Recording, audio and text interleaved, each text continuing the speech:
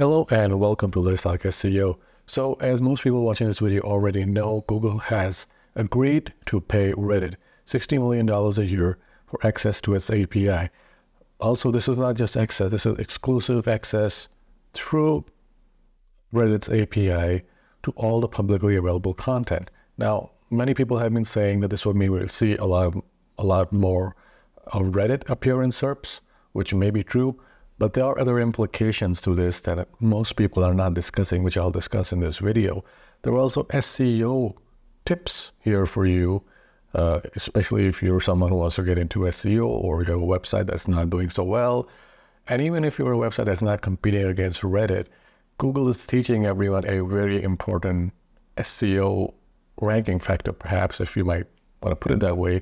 But it's always been a ranking factor. It's something that I've always discussed on this channel. I'll go ahead and unpack this in the context of Google's latest deal with Reddit. Now, first thing is important to say that Reddit wasn't doing so well financially.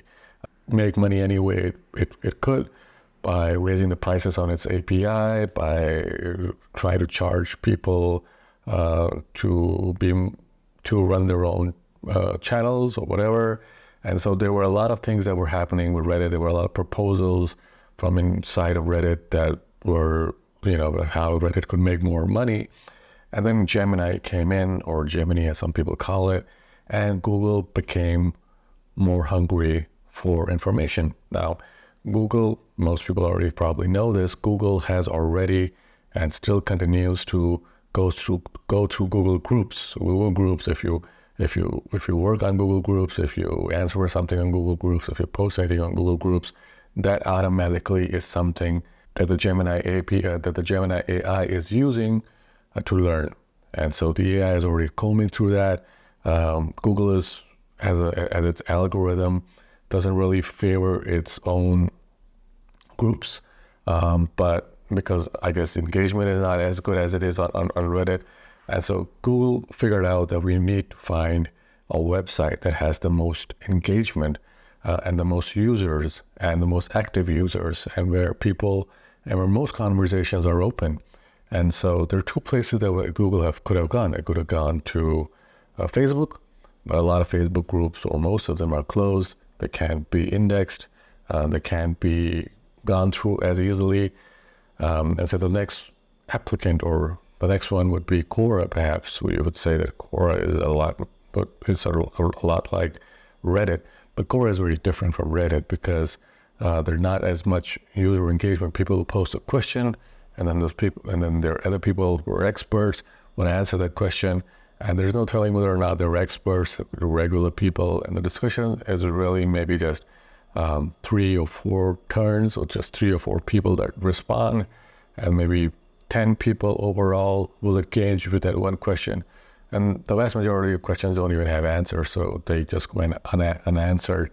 And anyone who's tried to work on Quora knows this, that you hardly ever get an answer. But on Reddit, most probably you will get an answer. And there are a lot more people working on Reddit. There are a lot more people who are engaged on Reddit.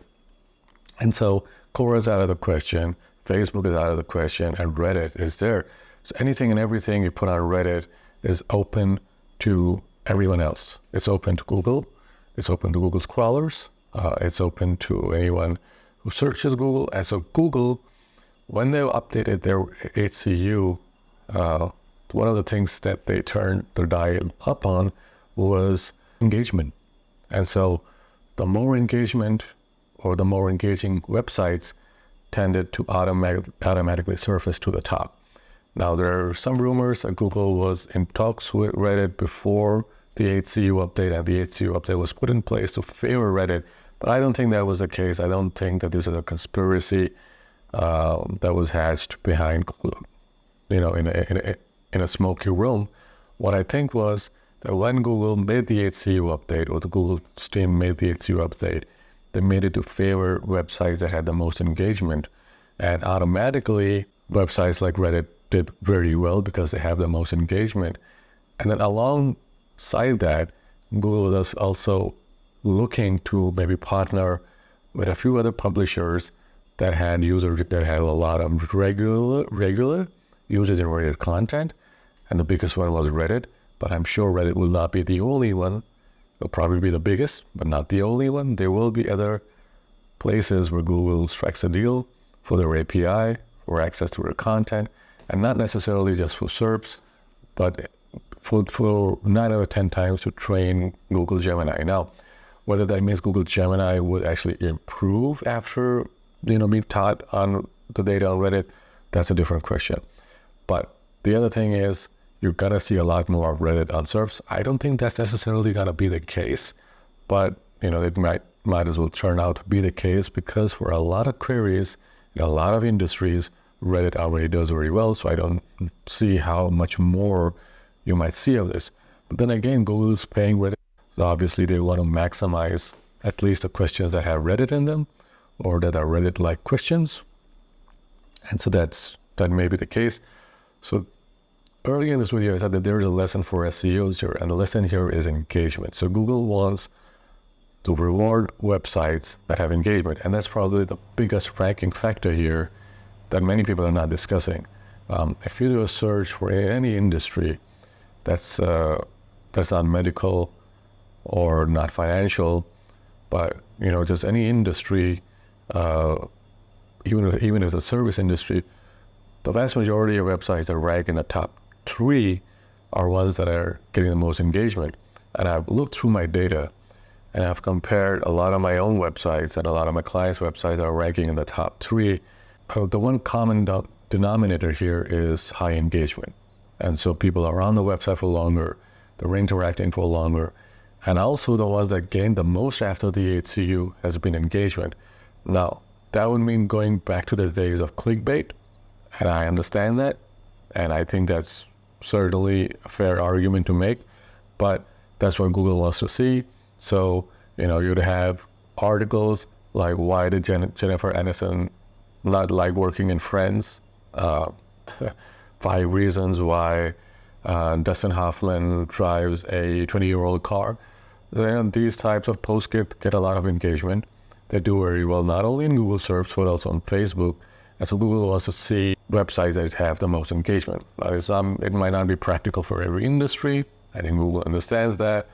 But for a lot of industries, Google wants to see that, because if you search for a keyword, just do this experiment, search for a keyword, search for a key phrase you're trying to target, and look at the top 3 results, and try to figure out why the top 3 results are ranking the highest, other than their DA and all of those metrics. What's really, why is that particular page doing so well?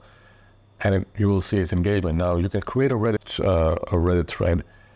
It'll not rank. I have created numerous Reddit threads, fresh Reddit threads. I've created groups, and they don't rank very well in Google. It's the ones that are getting a lot of engagement, where it has the most people. If you post in those, if you create a thread in those get indexed by Google, those get ranked by Google. And so it's not the entirety of Reddit, but it's the ones that get the most engagement. And that's the SEO lesson that we need to learn here, that Google is trying to teach us here. If you're trying to rank primarily, at least in 2024, you would have to find a way to up engagement on your website. I hope you guys like the video. Like and subscribe. Let me know what you think about this Reddit acquisition, and whether or not you're going to see a lot more Reddit in Google search. And I'll see you guys in the next video.